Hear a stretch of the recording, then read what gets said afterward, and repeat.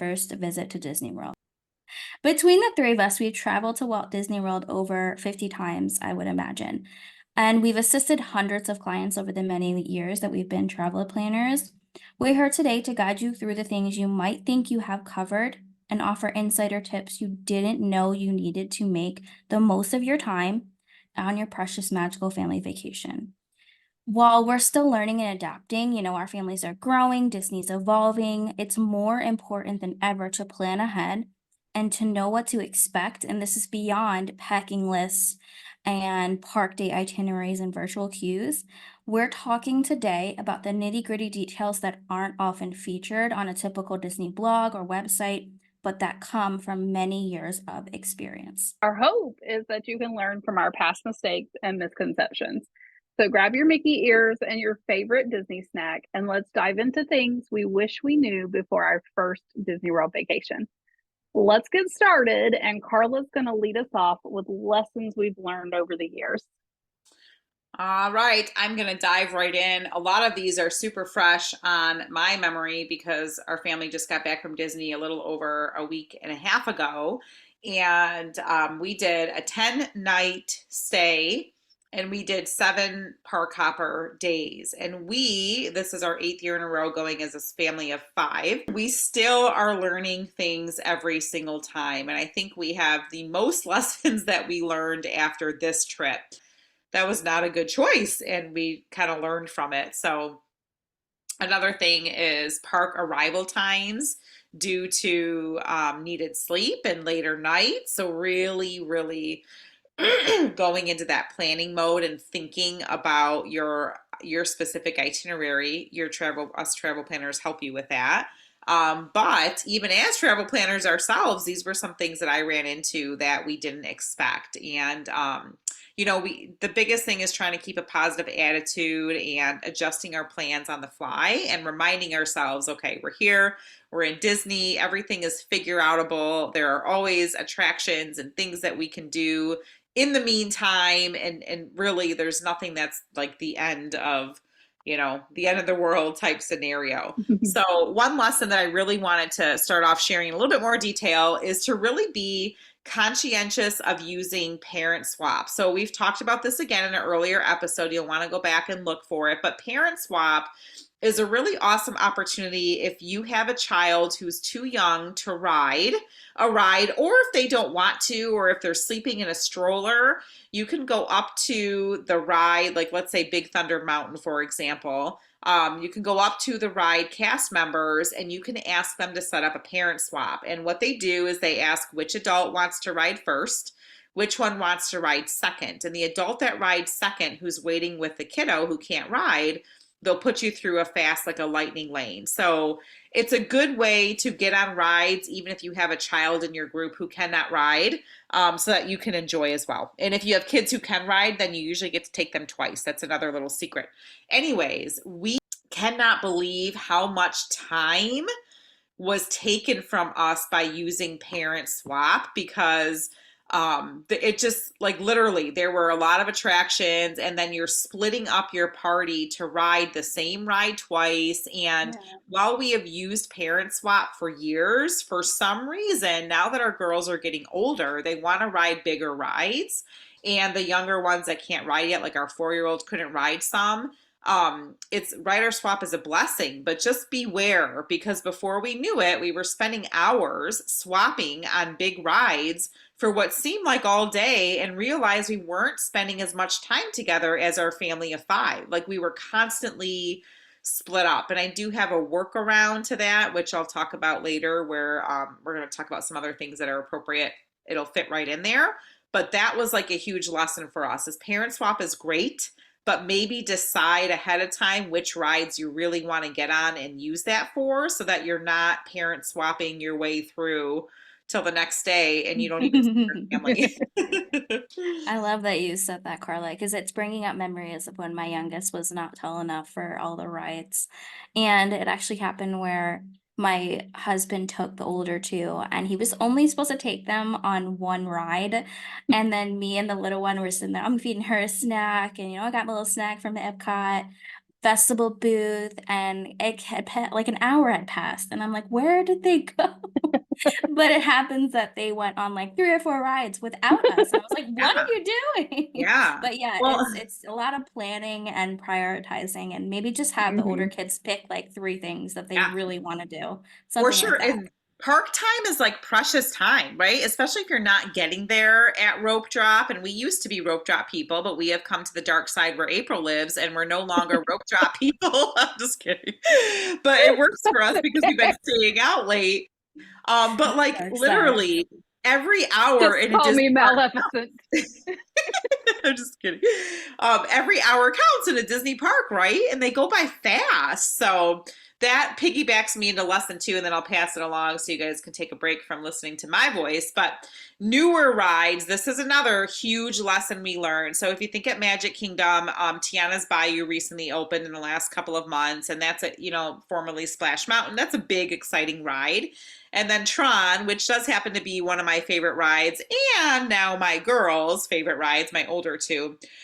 So when you think about bigger rides like that, you want to have expectations as a family before going. For example, would it be great if your family just got on those rides one time during your trip? Like you experienced it, right? Versus what our family did, which again was a huge time suck, is every time we were at Magic Kingdom, we utilized the 7 a.m. virtual queue and the 1 p.m. virtual queue. And so we were riding those rides, my husband and I, 2 times a day, and our kids 4 times a day because of parent swap.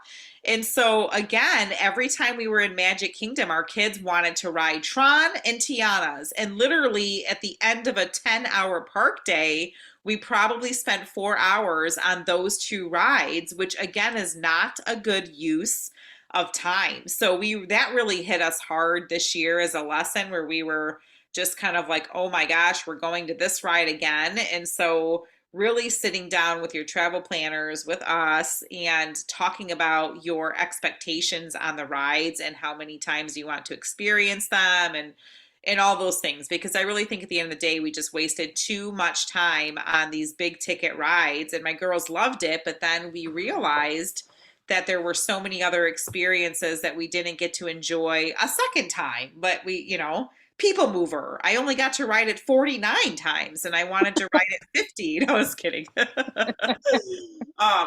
There's attractions that you really do want to experience like maybe twice, but because we spent so many time writing these, just something to think about. Those are my 2 main lessons. Oh, I love that you shared that because it's bringing up our memory of when we actually did Tron for the first time during Mickey's Not So Scary Halloween Party last year. And you are so right that it took up so much time. Another thing I think with virtual queues is people don't think how long that's going to take. It's not an instant get on the ride. Virtual queue just means, okay, we're going to call back like a group of 100 or whatever to come and wait in line. So, it took a lot of time, and we did a rider swap, and it just by the time we finished that we almost missed the parade because we didn't realize how long it was going to take. And so I can imagine how much time you spent just in virtual queues with those 2 rides and doing it over and over again. Another thing, or one thing that I wanted to add in here, is something that I learned and I wish I knew the first time we went to Disney World, is it's really important to take breaks and to listen to your child's limits, okay? It can be tempting to go, go, go, especially if you think this is your one and done trip or you're not going to take them again for 5 years, whatever. You really need to take into account their batteries are much smaller than ours. And I think this is something a lot of people go in, and maybe even yourself, your own battery, you think you're going to be able to do it, but you can't. So on our last family trip, our plans changed abruptly. My younger 2 were starting to get miserable, probably a little bit after lunchtime, I want to say like 3, maybe 3. And we made the executive decision that my husband would take them back to the resort for the rest of the evening. We had my older son, and then he also had a cousin come with us that time. So I took the 2 older boys to Hollywood Studios for the rest of the day. They loved it. I loved it. And then the younger two got to spend the rest of the evening with dad and pool time and chicken nuggets and and watching movies in their room and all that. So they loved it. So I think that having this flexibility and knowing your child's limits and listening to them, if they are being miserable, you got to do something about it. Because, and I'm so happy that we did that, because the next day we get the whole mindset shift. They were ready for a new park day. If I pushed them and just like, well, we're going to Hollywood Studios, then the next morning would have been completely gone. Like they would have been miserable. So, it's really helpful to just listen and take those rests when you need it. I'm so glad that you guys are saying this and bringing this to light. That is one thing that I tell all of my clients, is to manage your expectations. And sometimes when I see people like out on the internet and they're saying like, here's a step-by-step plan of your day, and it's like every minute is planned, and you're going to go ride this ride at 10:01, and then you're going to be over here by 10:22. No, because a ride's gonna go down, somebody's gonna be thirsty, somebody's gonna have to pee. It's not gonna work out that way, and you're just gonna stress yourself out and be like, oh my gosh, we're not on schedule. And you don't need a schedule. Like, you might need a general idea of like, maybe I want to do all the rides in this area while we're there so we don't have to come back across the park to it, but don't stick to a rigid schedule. And like, kids are going to get overwhelmed. I'm overwhelmed. I'm usually the first one in my family that's like, I'm done. I need to sit down. I need some water, and y'all go do whatever you want to do, but I need some peace and quiet. So I'm glad you guys are talking about this, because we have to be flexible, and you're just going to have those moments of overwhelm, and you just got to take a rest and like reset.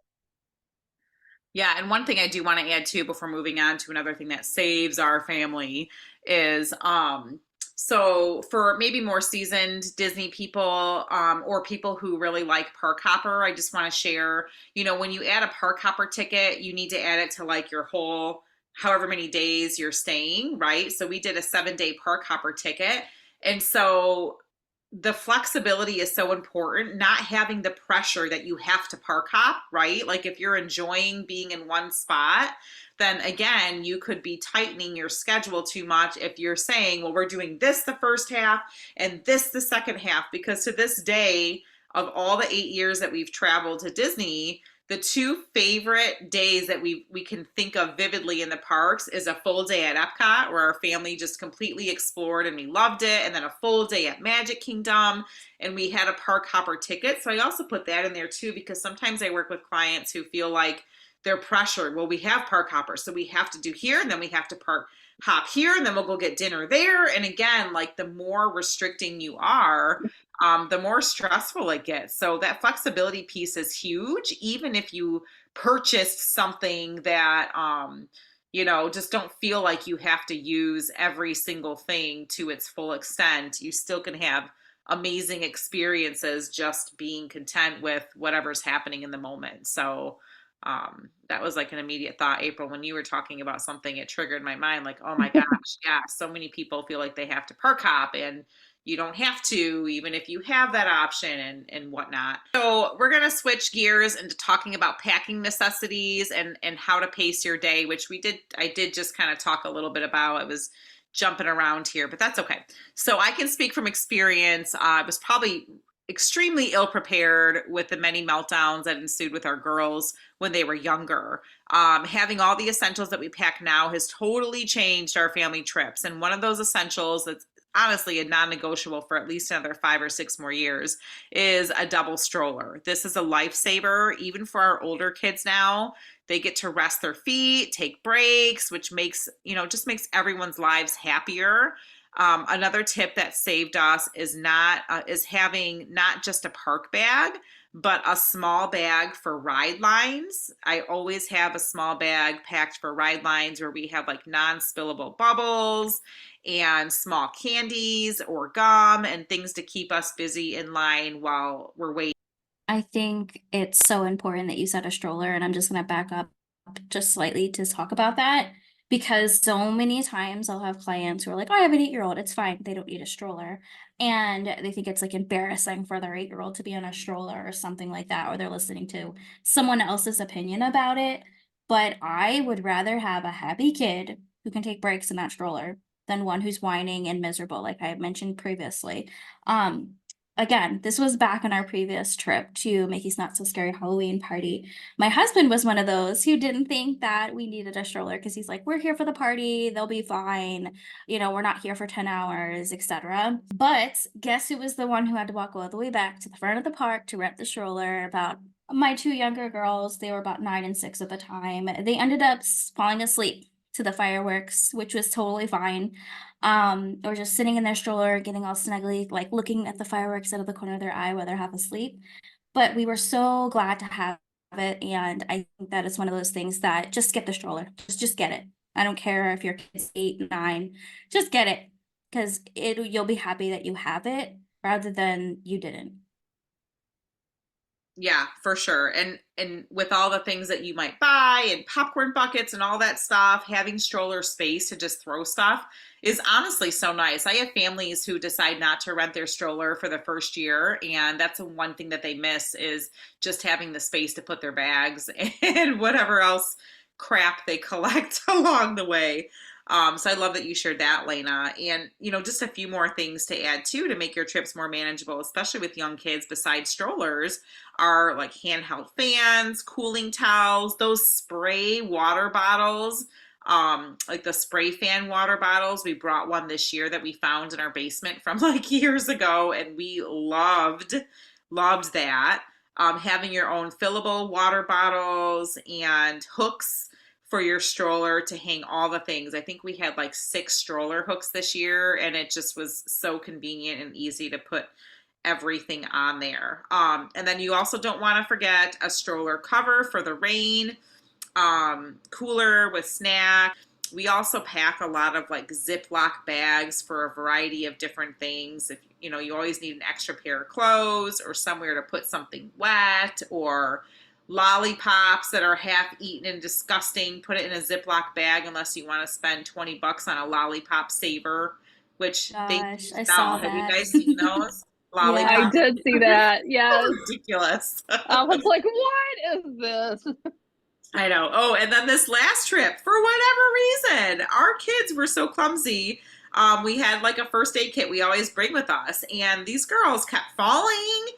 Poor Maria fell on the same boo boo like 4 times, and we had to keep putting band aids on her. She was a mess. So, making sure you have readily accessible band aids for even the fake boo boos that aren't there, but you just want to appease your child.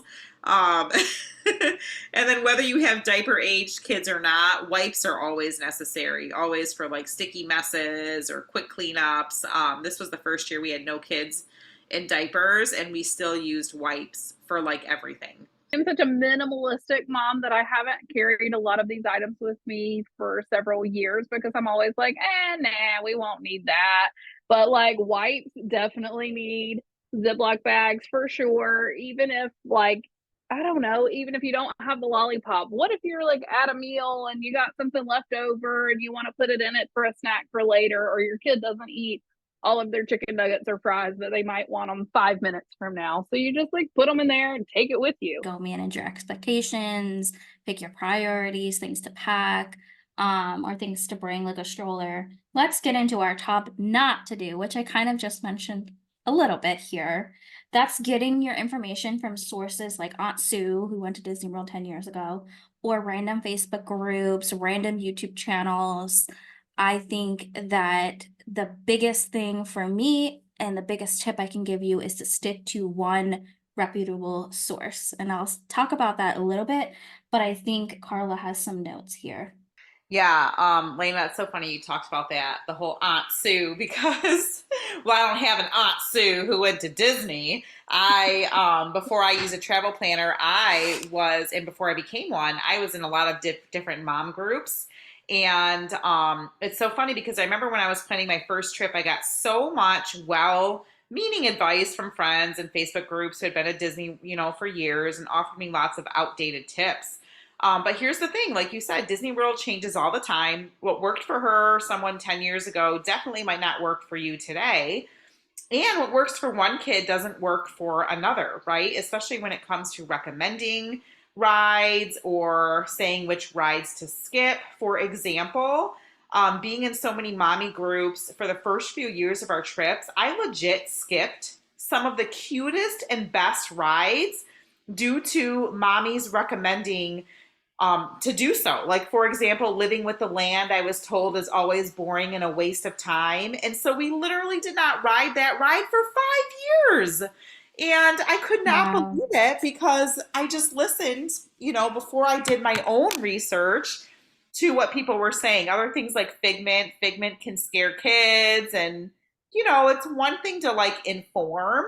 But then the other thing I wanted to share with just all of our viewers is definitely be your own voice of reason. Like if somebody says something, go find a YouTube video, excuse me, of the ride, and you can see just about every ride live itself and decide, for yourself. So just really maybe taking in things that you hear, but then trusting your own mama intuition to decide what's best for your family. And sometimes you just got to experience things for yourself so that you can form your own opinion. Yeah, I love that you said that because my daughter's a little bit more anxious. And so sometimes watching those ride videos help her get prepared for the ride, even though sometimes I'm like, don't you want to save some surprises? She would rather know what's coming so she can know what to expect. And so that helps her a lot and it helps manage our day because if we took her on something that was going to catch her by surprise, then our entire day would be ruined by it. And so, yeah, I love that you said that. We should all be advocates for our own children. We know our children best.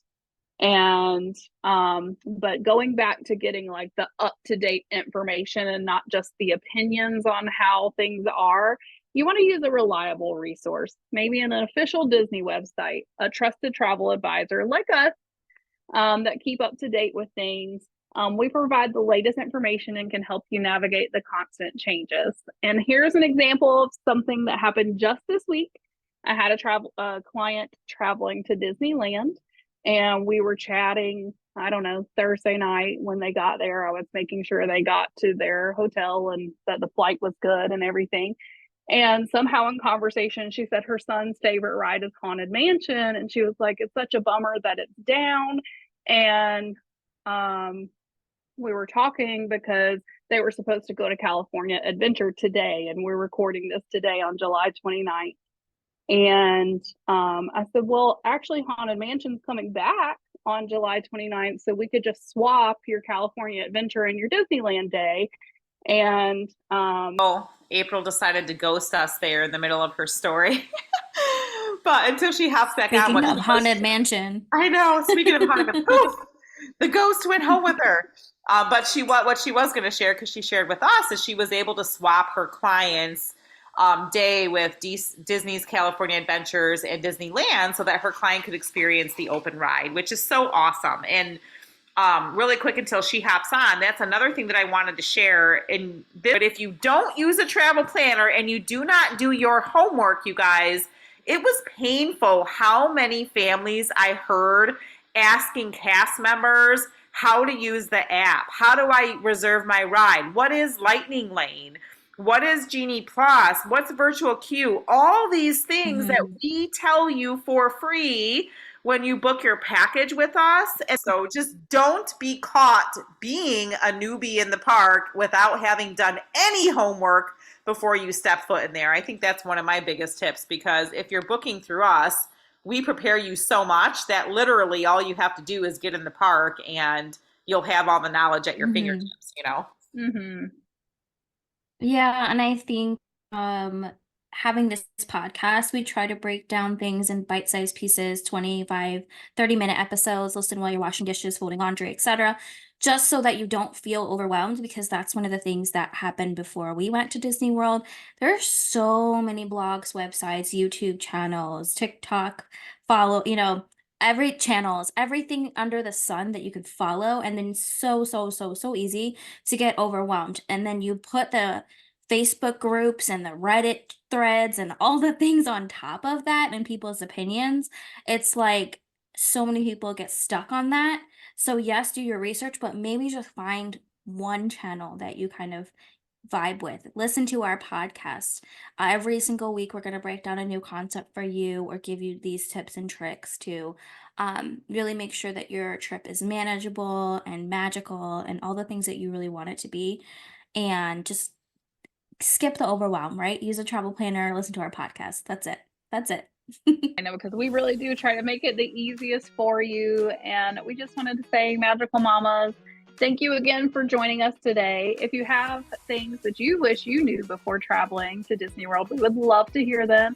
You can find us on all of our socials, Instagram, Facebook, TikTok. Don't forget to download these episodes. That helps us tremendously get seen and heard by other people so they can learn these lessons. Leave us a review if you feel so inclined. That's very helpful too. And don't forget to join us back here every Wednesday for the next episode.